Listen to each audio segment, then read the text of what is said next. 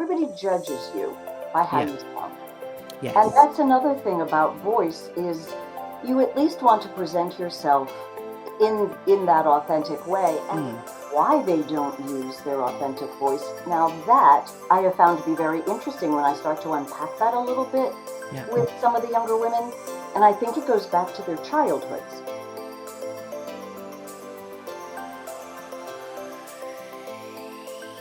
Welcome to Power to Speak, the podcast. And my fabulous guest today is Susan Murphy.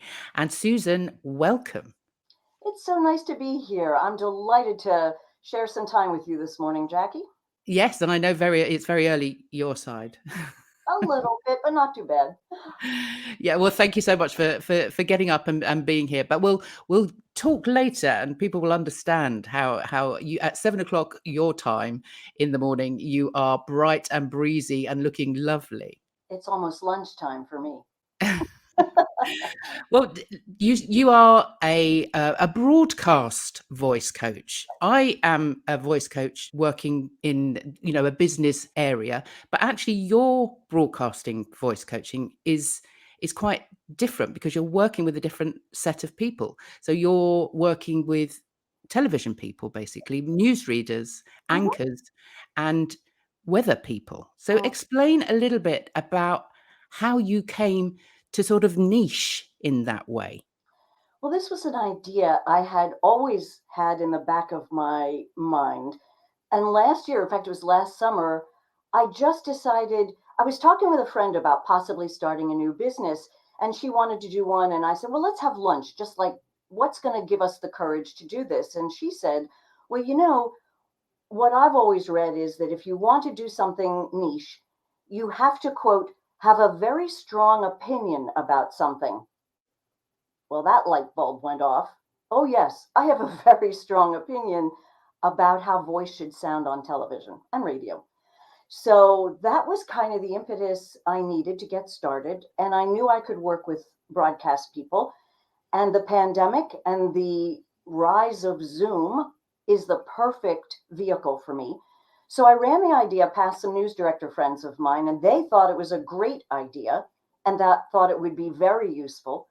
And in fact, the one news director sent me my first two clients and then wrote me a recommendation. And that's how the business started. TV people in my generation mostly came up through radio. So there was some training, so to speak, in voice. Well, that doesn't happen anymore. And in J schools and broadcast performance classes, it's not really uh, studied or it's not really stressed. And I think that's missing for a lot of Yeah. reporters.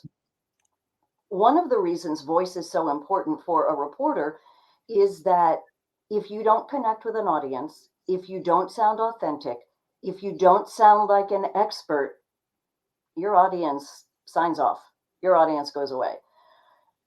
And that's something I have learned that reporters and anchors don't always understand. Yes, they have to get through sentences, and for anchors, it's sentences that are moving on a screen past them. Yeah. That's its own nightmare. So, showing them how to dig out a beautiful voice, how to use a pause when appropriate, and really connect to the copy. And we talk about writing as well, really elevates their presence on television. And it's made a difference in a lot of their lives. Yeah. So you came to this because you had that background yourself. Yes. So what were you like as a young reporter yourself? Or how did it start for you? It started because I did a radio commercial when I was 14 years old, and I kind of wasn't supposed to. The one girl who was supposed to do it was away at summer camp. So I did it, and I went, oh my glory, they paid me to talk. Oh, how good is this? So I decided to pursue a career in communications, thinking I was going to go into television, majored in it in college. Really started my career in radio, and truly, I love radio more than I do television. And I always had a voice that was just a little bit deeper than others. I managed to avoid a Philadelphia accent, which is where I grew up. And I just fell in love with doing radio news and being a radio reporter and host. because radio is such an intimate, much like podcasting, can be a very intimate conversation. It's dropping in, it's eavesdropping. And the ability for radio reporters to paint a picture with words is lost on a lot of TV reporters, but still important, I think. And so my career, which began, I stood on the shoulders of broadcasters like Jane Pauley and Betty Furness, and truly the first wave of women presenters on television. And so did I in the late 70s. Suddenly, everybody had to hire women. So jobs were plentiful. Um, but to keep those jobs, I sometimes worried about my voice and probably thought, I should sound more like the guys. And, I dressed conservatively and did what I think was right. Over the years, that loosened up a whole lot. And um, my career just, transitioned from radio news into producing, into public television, into voice acting. In our business, you always have to be open to reinvention Mm. because there's always something else around the corner. So I've just been always happy to sort of move in the direction where my talents are best utilized. And did you have a mentor in those early days? Did you have somebody teaching you how to use your voice? No, ma'am. In fact, I often say, I wish I had a me growing up. That's why I want to be that for young broadcasters. Encouragement is so important because when you're out there and you're being a reporter, and yes, this is always what you wanted to do, but then, okay, you get that job and you're doing it. A lot of them fall victim. I don't call it imposter syndrome. I call it imposter moments. They fall victim to that. Um, their confidence level is often so low because they just aren't really sure whether they're doing this right. And often they are. They don't get enough feedback from their bosses. And when they do, it's generally negative and it's not encouraging. So what I'm trying to do is being encouraging and watching that confidence grow through their ability to use their voice most effectively. Yeah, I mean, I have to agree with that, certainly in terms of what I do, because it's just that sort of transformation that you can see physically. It's just for them, the sort of the penny drops, and they can start feeling it in their body, and they can hear it in their own voices, and Yes, it's such a transformation that exactly. it's that And it it's that my reward. Yeah, I yeah, mean, I get paid for it, but my reward is to watch them become more fully the reporter and anchor they wish to be. yeah. And is that what because you are a professor or you have been a professor at a university? So is that what you were teaching?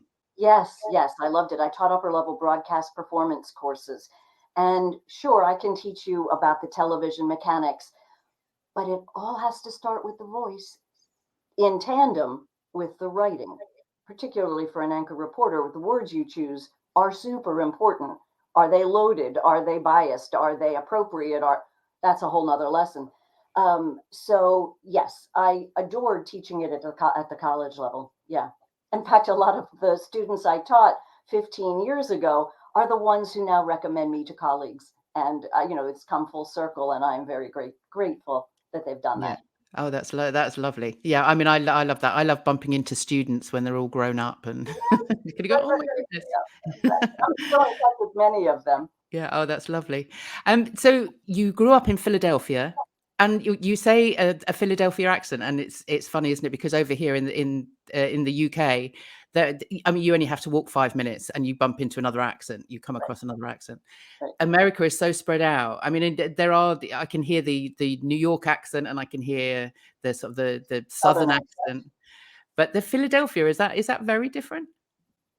To me, it is. It's that middle Atlantic. It's Philadelphia down to through DC and into Baltimore.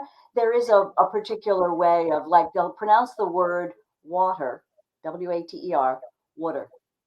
Give me a glass of water.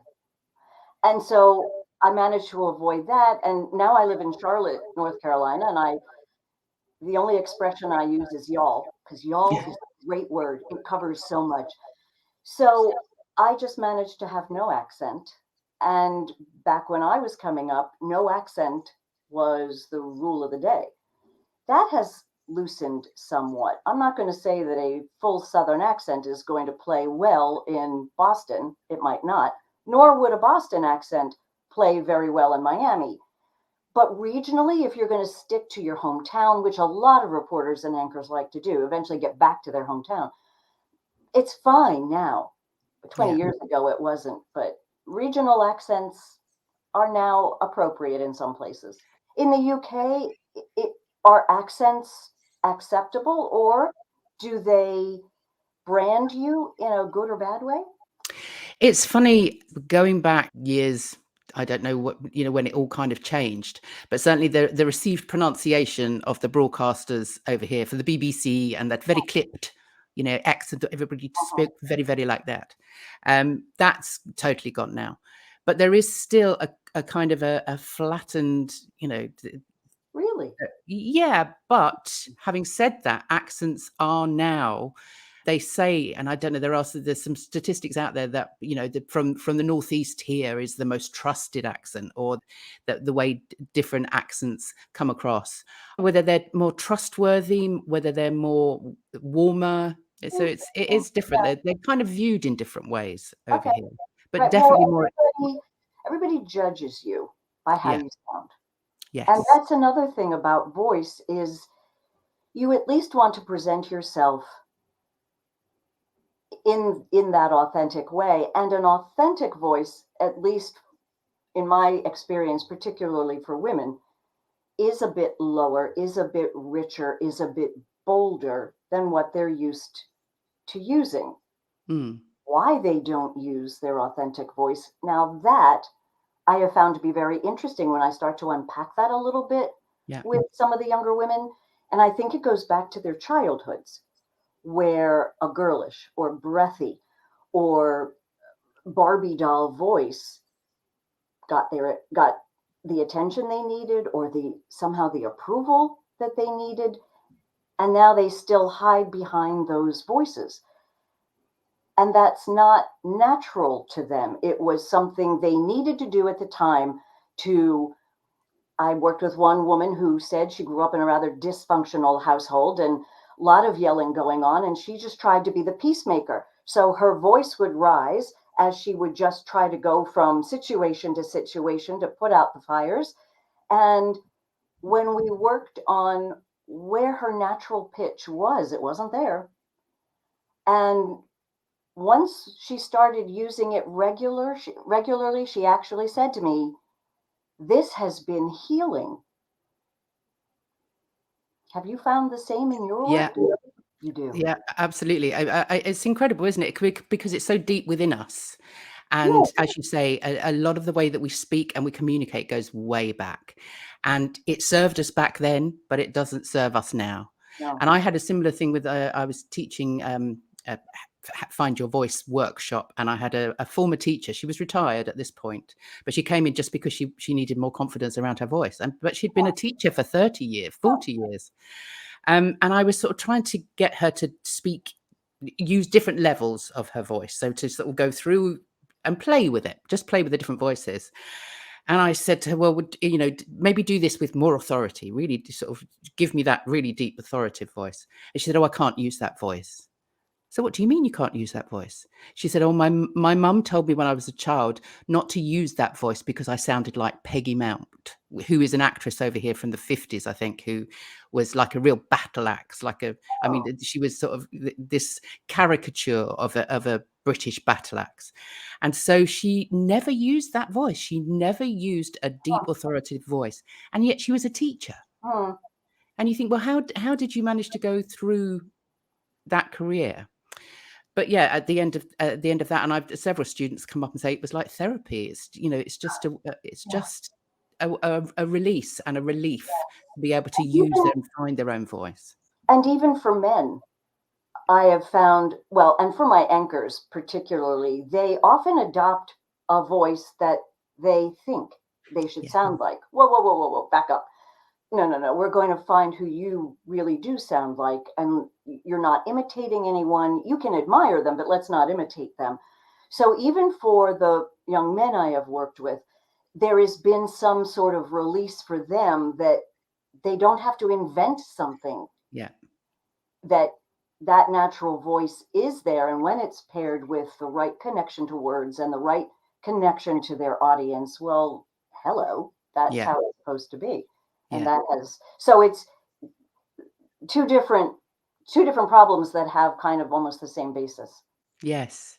I mean, do you think that I don't know if you've sort of, worked with obviously, I come from an acting background, Mm. so the way that I work with people with their voice is very much around sort of the way they storytell, and that, again, is finding something quite vulnerable within themselves to actually share, and that can be quite cathartic in a way, Sure. and finding those stories. So when I talk about being authentic with my clients, it's really around uh, finding out who they are. So it's not just about the voice. It's about, and I go back to the acting. It's about finding the motivation. It's about being. I mean, in terms of acting, it's about being the character rather than playing the character. Right. And I think that sounds similar to those anchors that you're talking about that are pretending or playing at being an anchor rather than just being themselves in that moment. Yes. So how do you work with them around finding their authentic voice? Well, the first thing that I do for everybody, no matter what the challenges and issues are, is we go through the breath work that I was taught, not as a voice actor, but as somebody who needed triage singing lessons when I did regional theater. Sure, give Susan some lines, put her in the chorus, she's great. But I was cast in a musical where I had to sing a duet with another woman. You want me to sing a duet? Really? Okay. So I had about 7 weeks to get that voice in shape and worked with a singing coach who at first said, Susan, we're going to do the breath work. And if you're going to do it and you're going to put the post-it notes around your house to remind you to do it. So I work with the breath practices that I learned from her that translate so beautifully into on-air work.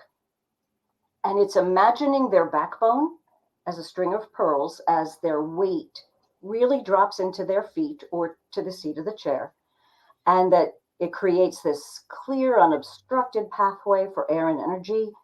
And then I teach them the best thing I ever learned about voice, about a part of your body that has so much to do with voice that you would never guess what that part of your body is. Do you know what it is? Well, I know what I tell I know what I tell people, and it's generally the tension we hold up here. So it's yeah, Shoulders, right? yeah, And that do this. if you do nothing else, if you're like caught in a sudden live shot and you have to go live in a second, if you remember nothing else, drop your shoulders because that's going to relax a whole lot of your body, all the muscles from here up. If you can remember to dig out that beautiful voice, that air from the bottom of your diaphragm. So I always big on the shoulders. Um, and that's how we begin every lesson, and how when they deliver their lines and the packages that they're putting together, that's how we always start. And I constantly harp on the little techniques that you need to get there. I call that the zone, when you've put your body in the exact right spot that it should be to use your best voice. That's the zone. And if you practice it enough, of course, the breath I always do in on 4 and out on 6. And the reason we do out on 6 in broadcast is because sometimes broadcasters, when they're in the heat of the battle, their brains will say, you're going to run out of air, you're going to run out of air. But if you practice breath, 6 out, completely exhaling, it's a trick that says to your brain, yeah, you're good. You're not going to run out of air. Yeah. So that takes away that little thing that sometimes eats away at them. So if you practice it for a minute, 6 breaths, go on about the rest of your day until you find that other post-it note that you've left, maybe this one on the refrigerator that just says breath. Stop, breathe for a minute. If you do it several times a day, it does become muscle Yeah. memory. And it does, I often say it clarifies things. It slows down your heart rate. It slows down your blood pressure. It's just good for you. Yeah, in any. absolutely. I'm a fan of the box breathing, but I like that's the way you kind of breathe in for 4, out for 4, in for 4, and Oh, okay, yeah. okay. So it's basically 4 and 4. I've heard of that breathing out, and it's the same in yoga. I do yoga, so you breathing out for longer than you breathe in for. Yes.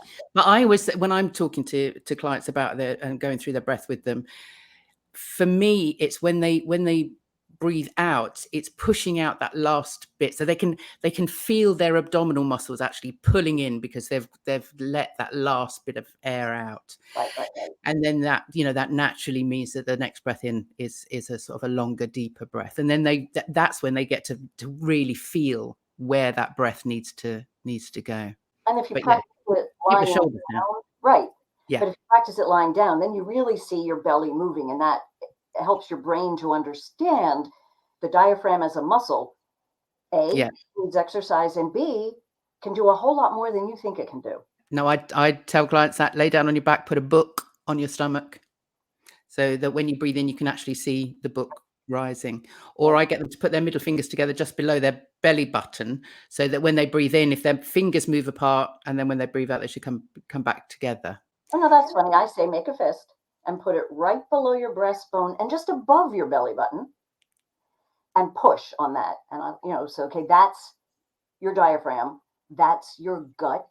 We talk about, oh, I have to trust my gut on that and where that expression fits into all of this. And parasympathetic nervous system that operates against your sympathetic nervous system, and how that breathing can really just allow you to ignore the circus that is going on around you in a Yes. newsroom or at a live shot or whatever, so that you can concentrate on what you need to do.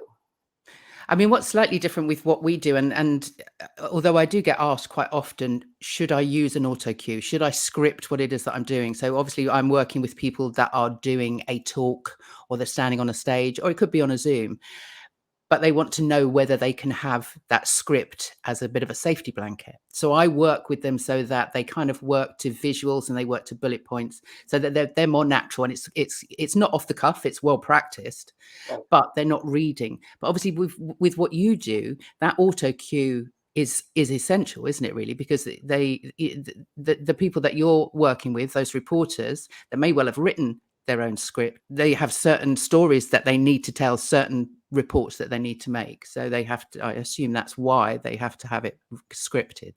Right. Well, if an anchor tosses to a reporter at the scene, he or she will kind of give you an idea of what's going on, and then they throw it to their own package, which is the scripted part that they would have recorded earlier. Then the package finishes, and they often come back to the reporter live, who throws it back to the anchor. So those little bookends where you need to be unscripted. Back in my day, we all had reporters' pads where we would write cues or phrases so that we would remember what we needed to do. I never encourage memorization. That sets you up for failure. Oh gosh, yeah. So, but now these young reporters use their phones. Well, let me tell you about phones. Phones are something you type on, and the print is way too small. So yeah, you can hold that phone, but if you're going to try to rely on that and look down at you're not going to see it. It's just, you're not going to see it. Plus, we learned a long time ago, when you write something down, write it. It sticks better. And write it in thick, if you can, thicker black marker or pen. Mm. And so I've tried to convert them to reporters' pads, but nope, they all still stand there with their phones.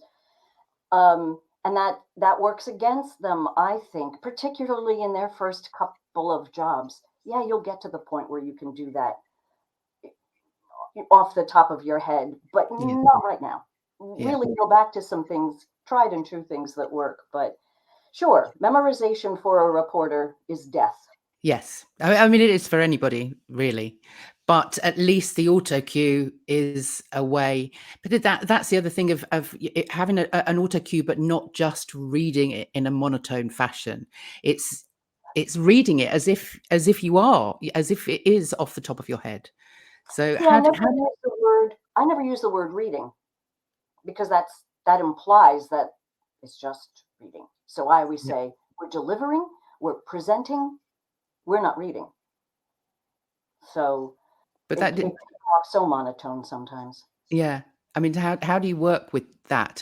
What are your sort of tips to reporters if they're, or anybody if they really feel the need to have what they've written on an auto cue? Because now obviously on our laptops and on our phones as well, there are apps that you can get that will actually do that for you.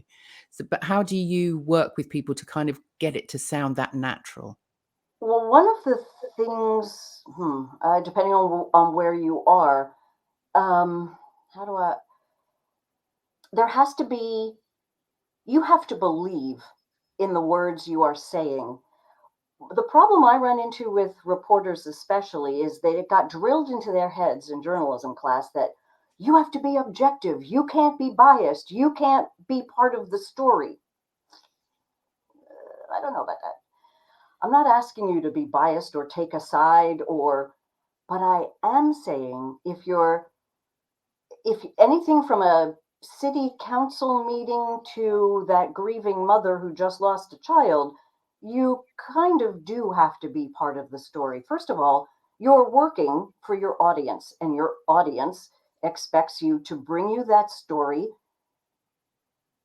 almost like you're taking the audience to the story. And so you have to do it in an authentic way where you are part of it. You can use emotion, you can use passion, you can vary the boldness of your voice, certainly the words you choose. I was working with a reporter yesterday where that's the hardest thing for her to do. She was doing a human interest story about a group of people that were getting supplies to people affected by the horrific flooding in Kentucky. And what she did on the air was just so flat.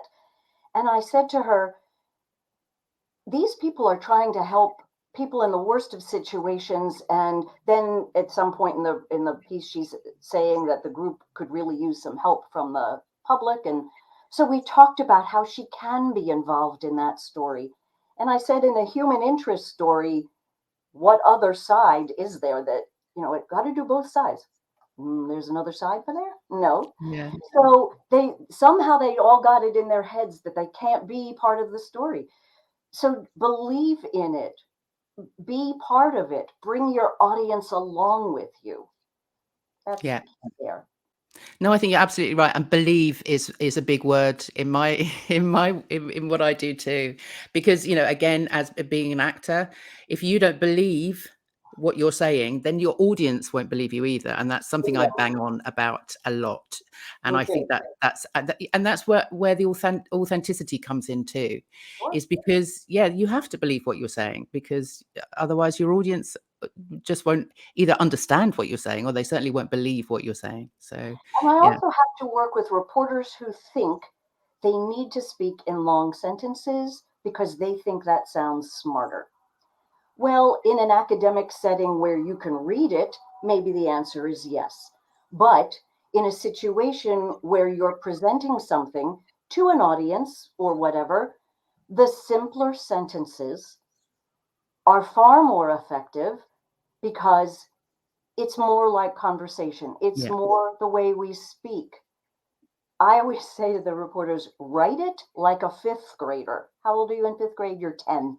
Write it like a fifth grader, deliver it like a college professor. Yeah, perfect. Simple sentences with nice old words. Every now and again, a sparkly word is good, and simpler sentences allow you to take more breath, more pause. Pause. I have to teach them about pauses. It's not so much for you, but it is. You can take a new breath.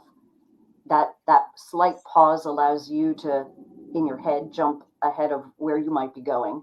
But a pause is really for me. A Yeah. pause allows me to absorb what you just said. Yeah. That's No, another it's thing I work on. again another conversation I have quite often. It's no, you can slow down. You don't have to fill every space. Your audience need time to catch up, and sometimes your brain needs time to catch up with your mouth. So just slow down, take some pauses. Don't be afraid of the silence. Just No, Silence is golden in a Isn't really it? good way. Yeah. And that simplicity, absolutely, again, because it makes you relatable as well, you know, because you're talking, your audience aren't college professors generally. So yeah, Yes. again, it's finding, but it's also finding you, isn't it? It's finding again, it all comes back to that authentic voice. Mhm.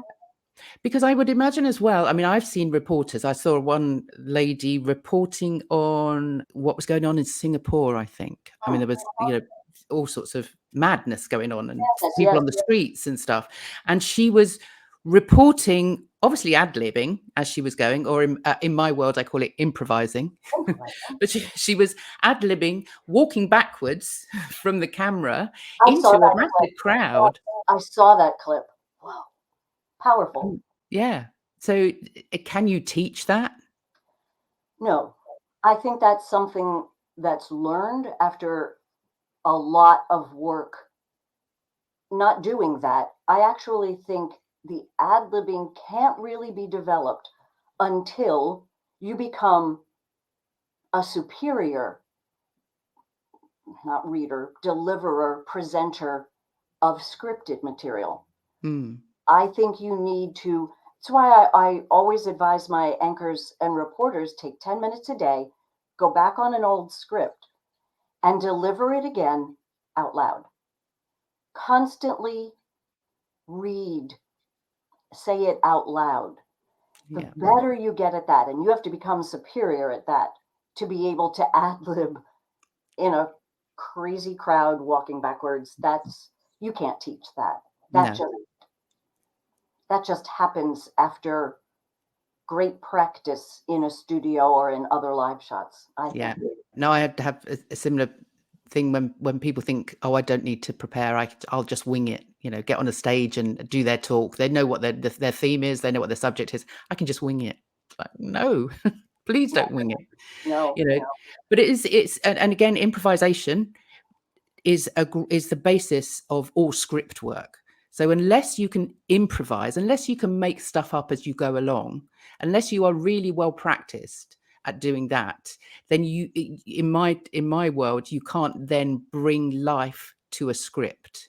oh, that's interesting. So we go the other way. I Yeah. say this the basis of ad lib is scripted, and you do the other. That's interesting. But I think either But yeah, no, but I think either way, it's just about having the confidence to make stuff up as you go along.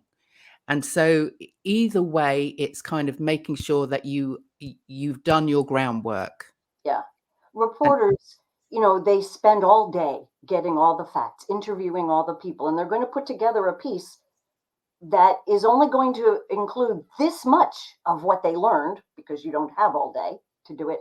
So I always say to them, "Hey, you were there all day. You know this story every which way inside and out. Use that. That's a basis for confidence for you. You were mm, there.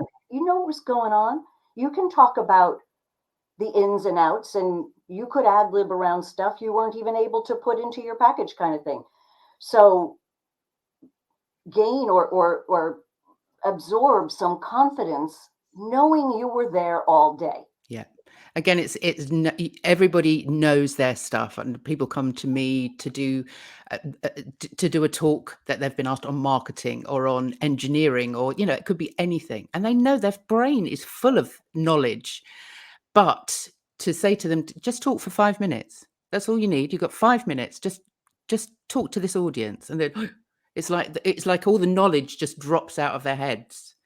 It's like, but that comes with the confidence to know that it is all in there, Yeah, and yeah. that comes with practice, and that does come with maybe years of practice, which obviously you've had. I'd love to talk a little bit more about your career. Hmm. So you started as a reporter, Uh-huh.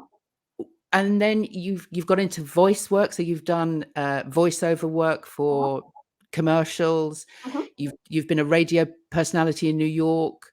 How did you end up in New York? Tell us a little bit about the career. Oh my goodness. How much time do you have, Jackie? We've got it's all day. I have more twists and turns, but I think And if you had asked me if this is how it was going to turn out, I would have never have imagined. How did I end up in New York? Love this story.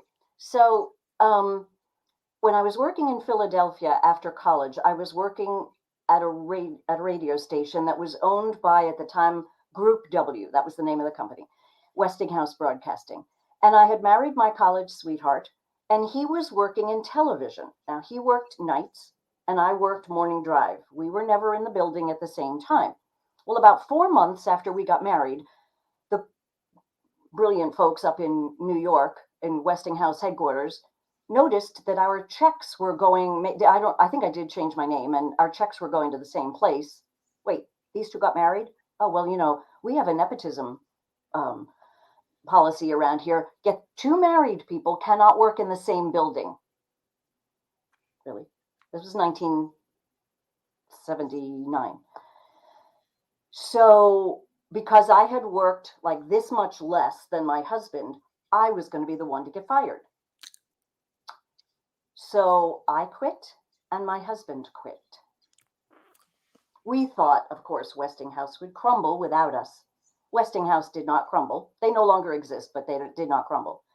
So I had been working part-time doing traffic reporting for a service in Philadelphia, and they wanted to start traffic reporting service in New York. Susan, you want to go? I'm all about that. So off I go. My husband follows me. He finds work, I find work, and that's how we got to New York. Wow. So started in traffic reporting, which meant that I met every program director in New York City. I was all of 24 years old. Got that on the air, was a traffic reporter, got hired away by a radio station to co-host an afternoon program, then co-produced a morning show, then moved out to Long Island to become a news director at Long Island's top radio station, then eventually left that to go into public television full time. That's sort of when I started my voiceover career. So I started as a producer at public television and then on air, and then got to travel the world thanks to public television. I did a ton of fundraising for them. And in fact, my business partner and I were the people who invented what we called turnkey pledge events, or the fundraising events on public television that are done by other stations, but you can use on your own station because it doesn't include local information. You can do that part, when you get there. So we invented ourselves through a grant from public television. That was in the early 2000s. And then things just, kept moving, and I've just loved my career because I've always gone where I found a niche that needed to be filled. So, and all thanks to radio. Radio really does, or it used to, prepare you for the ad-libbing we just spent a whole lot of time talking about. And it prepares you for all kinds of situations.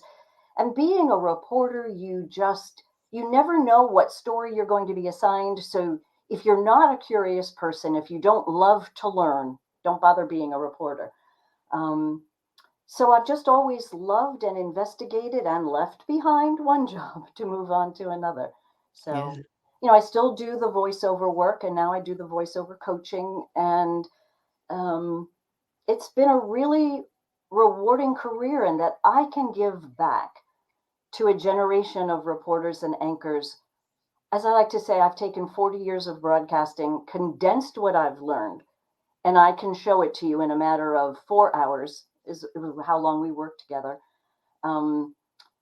And when I started this business, I thought 4 hours was enough. Not really. So what happens is, okay, you stop paying me after the fourth hour. But for a lot of my people, I stay in touch once a month, where I'm really a cheerleader, where I'm Yeah. really another resource for them. Yeah. Because let's face it, TV and broadcast isn't what it was when I was coming up. It's a lot harder now. Yeah. And, here in the US, I don't know about the UK, but in the US, reporters and anchors are getting out of the business because of the horrific work-life balance, which that was part of my life growing up too, but it was just it's like being a nurse or a police officer. You're going to work holidays. Yeah. Okay. Yeah. You're going to work odd hours. Yeah. Okay. So, but I love encouraging younger Yeah. broadcasters. I mean, there must be a lot of stress in the job if you are reporting on emergencies or, tragedies and, other stuff like that. That must be hard as well. Yes. And I was out of the business. I was not doing radio or television reporting on 9/11. And I remember thinking how glad I was. Uh, the Challenger space disaster from the late 80s was the last, mid 80s, was the last kind of thing that I did. But you're right. The news that people cover now is so much different than what it was. Yeah. And you're right. That takes a toll. And I know we talk about being involved and being authentic and being open emotionally to your audience. Well, that's a mental health Yes. red flag that, yes, anchors and reporters now need to take care of themselves. One of my reporters had to go cover the devastation of the tornadoes in Kentucky last year. And she was there a couple of days, and her reporting work was amazing. And of course, she saw things most 27-year-olds haven't seen. And when she came back, I said, "Sweetie, I hope you can go get yourself a massage. You need to decompress from this." Boy, when I was 27, I didn't need that, but she just, and she Yeah. did. So Yeah. yes, Yeah. you're right. The reporting now is so It's different, hard. and it's 24/7. Yes. That didn't really happen until about the 90s, and I was then in public television, not so. Yeah, completely different. You're right. Yeah. I mean, I remember growing up and there was like, I think 15 minutes at tea time of news and half an hour at sort of 10 o'clock, and that was about it. Whereas now it's just rolling, isn't it? It's just constant, Yep, which which is bad for viewers and us. yes, Mhm. doesn't do any of us any good. Uh-uh. But on the lighter side, I would like to first of all, when you were doing travel, did you go up in the helicopter? Oh, when I do traffic, everybody else Traffic. said Yeah. that. No, no, we were a traffic reporting service based on the ground, but we didn't, I think we had one helicopter. Helicopters are expensive. Fixed wing aircraft are less expensive. So we had pilots in fixed wing aircraft, but then you have to watch out about airspace and air traffic Yeah. control. So, no, I never reported from helicopter or fixed wing. I was always on the ground. Yeah. Yeah, I love those kind of idea of just of flying around in a helicopter and One just of my very good friends did it for years and years and years, and then when he got out of like the service that we started, he became a helicopter pilot for different TV stations themselves, and he won Emmy awards for wow. his coverage of Yeah, being over a horrific new scene or whatever, and he yeah, loved it. I mean, you yeah. love it or you don't. I'm glad I was on the ground. Yes, yes, I have been in a helicopter. They're yeah, a bit scary. Yeah, And any less scary? An elephant and a tunnel in the elephant in the tunnel story. Being a radio reporter, certainly back in the day, in the 80s and even into the 90s, before our phones and computers took over, we got to do really interesting stories. So the circus, the Barnum and Bailey Circus, would come to town in New York once a year, and they were very smart. Those marketing people, the circus train would actually cross over from mainland New York, so to speak, and they would go onto Long Island, which is where there was more space to park the circus trains. But then they had to get the animals back into New York City up to Madison Square Garden. So um, things like animals, big elephants, got to walk to New York City. So and they did it at 5 o'clock in the morning. And I got to ride, very wise. yes, I got to ride an elephant with a tape recorder. I don't think did I do a live? I don't remember whether I did it live or I put it on tape and came back to the station, which might have happened. But I would ride this elephant through the Queens Midtown Tunnel and up 7th Avenue to Madison Square Garden. And of course, that was free advertising for the circus and a whole lot of fun for me. I would pretend to interview the elephant. She generally didn't have a lot to say, but No. it was, how many people can say they rode an elephant through the Queens Midtown Tunnel at 5 o'clock in the morning. Wow. I only may have, Was it like a whole train of animals sort of marching through New York? I don't remember. I don't think so. There might have been 2 elephants or 3 maybe, but because I can't imagine you're going to do them single file. How many times are they going to close the tunnel for you? I Yeah, mean, that yeah. meant cars couldn't go through. So, yeah, I guess there must have been a parade. Those animals were taken up through the streets, quite literally. I mean, they didn't march tigers up the street. I assume No. they came in their cages, but elephants, yeah. Mhm. Yeah. Oh, what amazing just to have that on, that's Yeah. that story to tell. But Uh-huh. the other one I love is, it's someone that's dear to our hearts over here in the UK is Charlotte Church. So, and you've worked with Charlotte. What was the connection there? Yes. Charlotte Church became a television star at about the age of 13. Yeah. And we met her because at the time we had a production company that was my business partner and I that were helping various, mostly musical stars, do their initial PBS fundraising events, so to speak. Like you would see 20 minutes of Charlotte Church in concert, and then we'd go into the fundraising part, back to Charlotte Church, whatever. And Charlotte would be part of the fundraising event. So the first time she came to New York, and I remember distinctly the little set we made for her. We had plastic blow up furniture, which was really fun for a 13-year-old.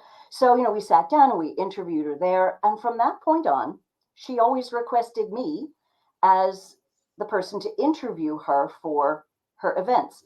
So I guess she was probably a PBS star from about the age of 13 to maybe 18 or 19.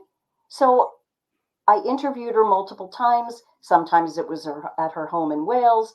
I think once it was in London, and certainly when she came to the US. So we, at the time, were kind of good friends because we were very comfortable with each other in terms of what we would talk about. And I was honored that she asked for me to be the one to interview her. So, and then I watched Charlotte, as she became a mom, and then as her career veered away from the opera, and she became a pop star, and so I was very honored to do that. She was a sweet young woman.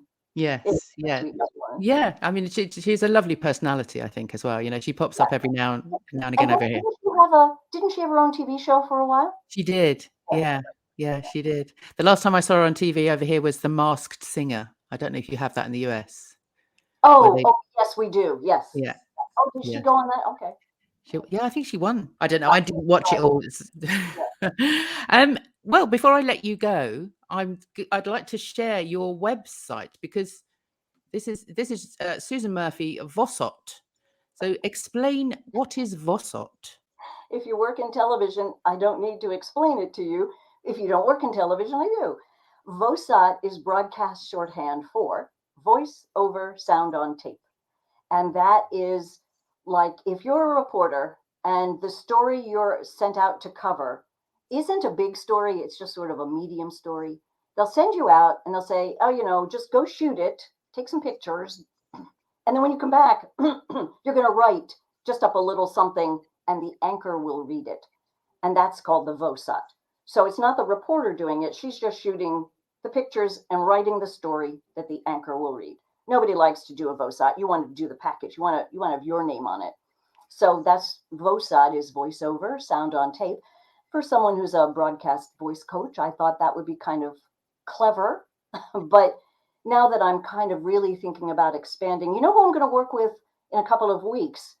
I'm going to work with a group of ministers on voice, because sometimes at seminary, it's all about the religion, it's all about the writing, it's all about getting the theology right. But how are you presenting it? Are you presenting it in a way that the congregants can best hear you, can best understand you, either theologically or physically? So I'm going to work with some ministers, and I think, there's a place that my lessons could be useful.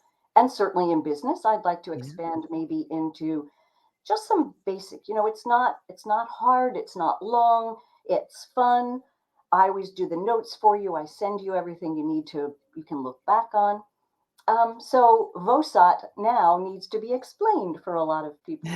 Yes, because you're moving into different circles, yeah, which is understandable. No, that's great. Ministers, great idea. I'd like to do a similar thing with teachers because I don't think teachers really get that Yeah. kind of training that they, going back to the woman that I worked with that wouldn't use her authoritative voice made me sort of start questioning what teachers are taught when they are at doing their teacher Kind training. of, I kind of always thought that would be included, but maybe not. Apparently not.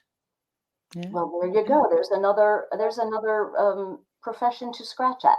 Yes, absolutely. So where else can people find you, Susan?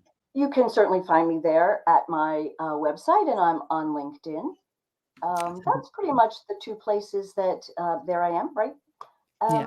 So anybody who would like to explore, literally, it's 4 hours done over a couple of weeks. We don't do it all, at the same time. I am more than happy to share the tips and strategies because it can make a really big difference in a really short amount of time. And then you take off, you Yeah. go run with it. That's how Yeah. I work.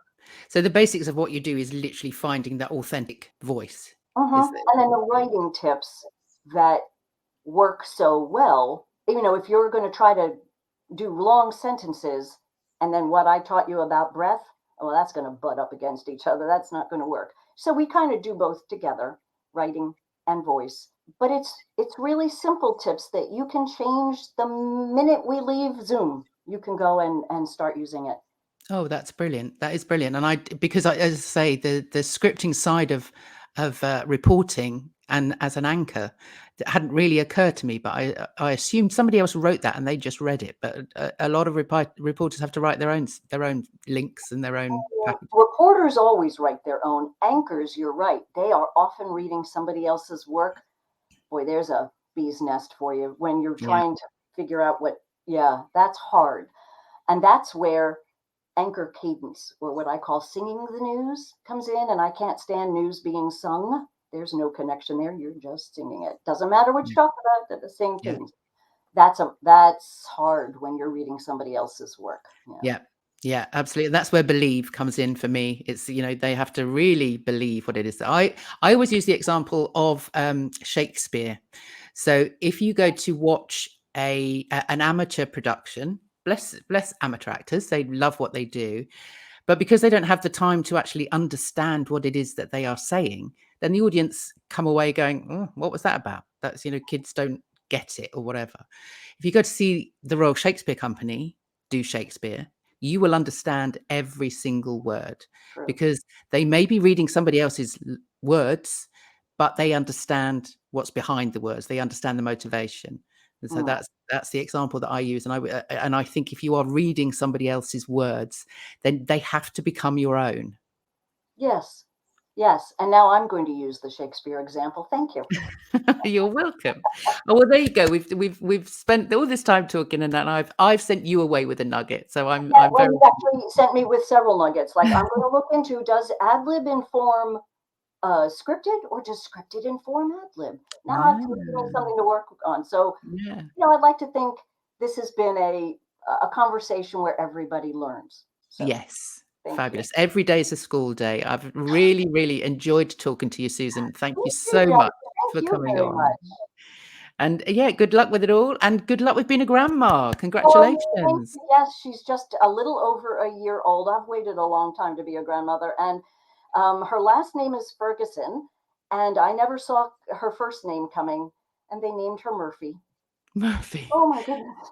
What a So beautiful name that yeah, is. so a little granddaughter named for me, and she is the love of my life. So I Oh, was widowed a oh, few years ago, and so she really has filled a great big hole for me. So oh, lovely. yeah, Oh, well, go away and enjoy. And thank you for being a guest on Power to Speak. thank you. Let's do it again sometime. Yes, definitely.